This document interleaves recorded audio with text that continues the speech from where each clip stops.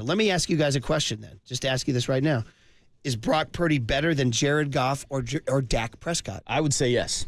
I would have put them ahead on the list. But then also, I think there might be a couple other quarterbacks that could sneak into the top 10 before Brock Purdy. Jordan Love from the Green Bay Packers. Yeah. I think he's in that conversation. 8-game sample, though. And also Jalen Hurts from the Philadelphia Eagles. Yeah, but downturn last year. Definitely had a downturn last year. Before that, he was in the MVP conversation. I'm not saying those guys, hands down, are better than Brock Purdy, but I think they deserve to be in the conversation for top 10 also. I would have Brock, Jalen, and Jordan all above Dak and Jared Goff. You dissing Tua?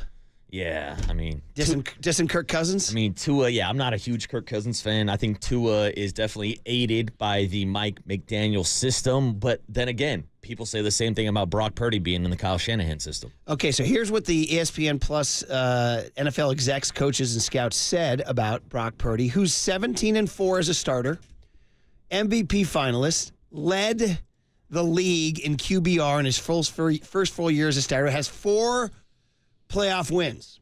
Okay, here's the quote from an NFC executive. It's hard to call him top 10 based on the guys ahead of him, but it's hard to keep him out of the top 10 too.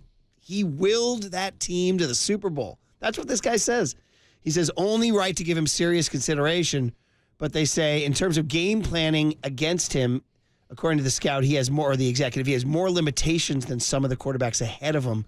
Multiple evaluators told ESPN, says, quote, he's very good at navigating the pocket and buying time and using his legs. You're not going to win because of him in most cases. A separate NFC exec said he's a really good, and then he says it, system quarterback. There it is.